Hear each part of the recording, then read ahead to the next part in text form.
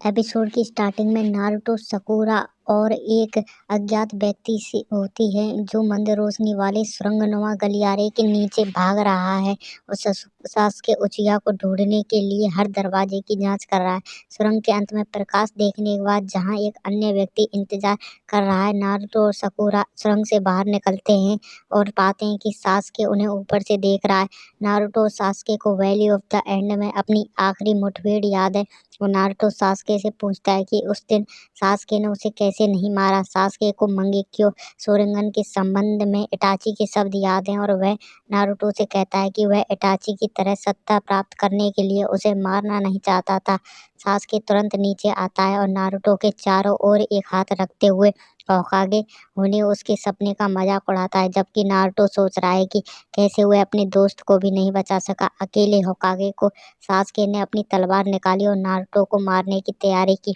Nine tailed fox फिर Naruto को अपनी शक्ति प्रदान करता है, लेकिन नारुतो उसे राक्षस लोमड़ी को पकड़े हुए सील को हटाने के लिए कहता है। इससे पहले कि नारुतो ऐसा कर पाता, सासुके ने उसे रोक दिया। नारुतो आश्चर्यचकित है कि सासुके उसके अंदर है और सासुके को पता चलता है कि नारुतो की शक्ति का विश्वसनीय स्रोत नाइन टेल्स से आता है। वह आश्चर्यचकित है कि ऐसे जानवर को नारुतो में ही सीमित रखा गया है। दानव लोमड़ी ने जवाब दिया कि वह इस बात से प्रभावित है कि सासुके उसे अपने शोरिंगन के साथ भी नारुतो के अंदर देखने में सक्षम था, और आगे कहता है कि सासुके मदारा उचिहा की थूकने वाली छवि है। सासुके लोमड़ी की आत्मा को भगाने में कामयाब हो जाता है और दावा करता है कि वह नहीं जानता कि मदारा कौन है। वर्तमान समय में टीम एबिसु एक बिल्ली का पीछा करते हुए कोनोहा के एक जंगल से बाहर निकल रही है। कोनोहामारू रामेन इचिराको के मालिक तेउची से मिलता है। तेउची ने तुरंत नारुतो को डांटा, इससे पहले कि उसे याद आए कि यह कोनोहामारू है और नारुतो अब कोनोहा में नहीं है। अपना मिशन पूरा करने के बाद कोनोहामारू एक कठिन मिशन के लिए कहता है कि ताकि वह खुद को चुनौती दे सके। एबिसु का कहना है कि केवल वह जेनिन है और सुनाडे कहते हैं कि अकादमी से नए स्नातकों का केवल डी रैंक मिशन मिलते हैं। कोनोहामारू फर्श पर बैठ जाता है और एक कठिन मिशन के लिए कहता है, उसी तरह एक जैसे नारुतो ने उस बिल्ली को पकड़ने के अपने मिशन के बाद किया था।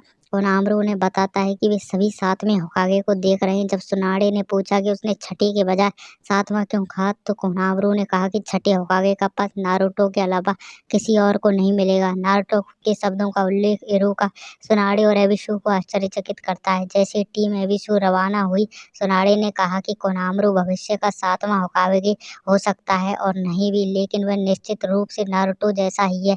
इसके बाद सेजुन ने कहा कि नारुतो और जिराया को जल्द ही अपने प्रशिक्षण और यात्रा से लौटना चाहिए। उसी क्षण नारुतो और जिरिया जंगल से बाहर निकलते हैं और कोनोहा के सीमा द्वार से प्रवेश करते हैं।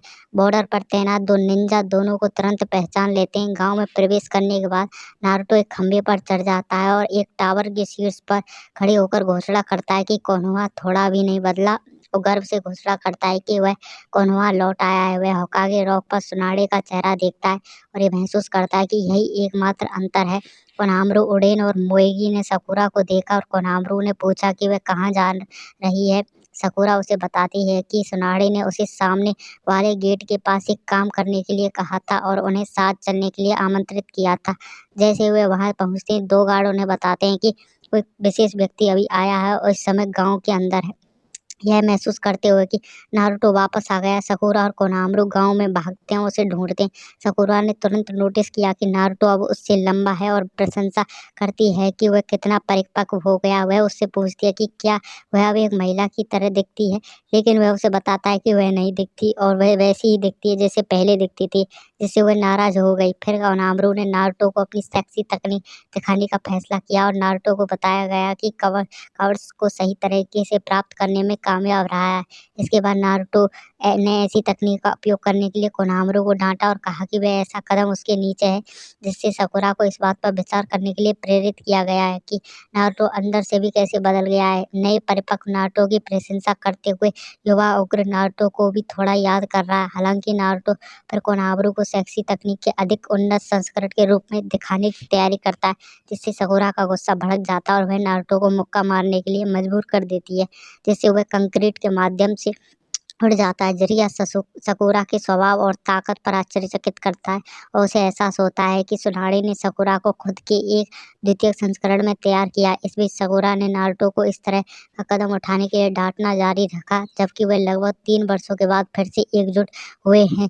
जिराया सकुरा और नारुतो पूर्व दोनों दो के आगमन की रिपोर्ट करने के लिए सुनाड़े के कार्यालय में जाते हैं। सुनाड़े खुश है कि वे वापस आ गए हैं और नारुतो से उसे दिखाने के लिए कहता है उसने क्या सीखा। वह उसे बताती है कि उसने उसके और सकुरा के बीच लड़ने के लिए एक प्रतिद्वंदी ढूंढ लिया है और उसने जानबूझकर पिछले कुछ दिनों से उसे मिशन से रोका है ताकि वह अपना सर्वश्रेष्ठ प्रदर्शन कर सके। दरवाजा खुलते ही नारुतो को आश्चर्य होता है कि प्रतिद्वंदी कौन हो सकता है, जिससे नारुतो हारने लगता है। इसी के साथ एपिसोड खत्म हो जाता है।